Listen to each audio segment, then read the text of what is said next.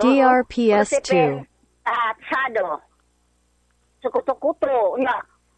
O, inom ko ipasikan na kung tukto. Makuinaw na after 1 week. 1 week na sudok. Nawala naman. Wala ko napalit tambal. Wala ko yung maintenance. Wala ko yung maintenance sa anidok. Ang inan kay Dr. Besario.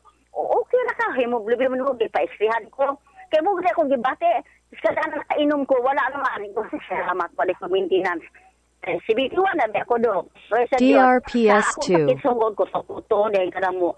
Kung dughan, muhuot. Dahil sabas mo kubo-kubo. Dahil mo saka sa ana ning dalunggan ako mura maggidak ko bunggaw dahil paninto ko bunggaw kasukaon mo na ako gibati dok dahil nagibog na ko nawalan ko daghan ako gisulod naman ko 70 ka pen kinana pa extra ka na may na ingon man ako anak nga inom lugod anang product sige hali mo paminaw parita na DRPS2. Di ko to pato just si ka paminaw na sincero mo na mga product na palit ana me kaya atong sulayan sa ani mo baso lamang kay gaidan ra kag 20 ka pero duka ma'am ipalaboratory ka dili ka mahalo kag bala na imong sakit gainon ko una sa inyong mga anak do sus pag-bala di ko anak doktor wala doy napalit og tambal kay wala okay ra ko si hemoglobin tanan sa akong game kuan 2 times ang taon do kay kining partaba DRPS2. 2 times ada buntag ug gabi ako inom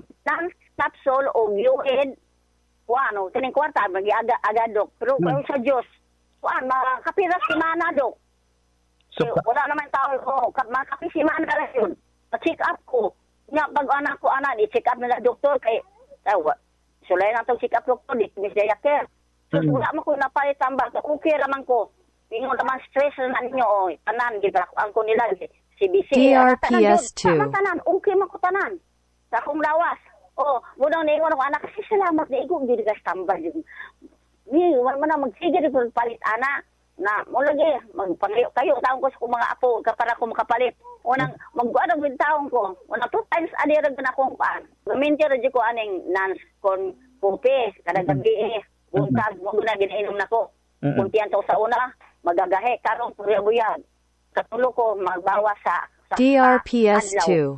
Salamat dok salamat John. Yan ako kapalit. Salamat.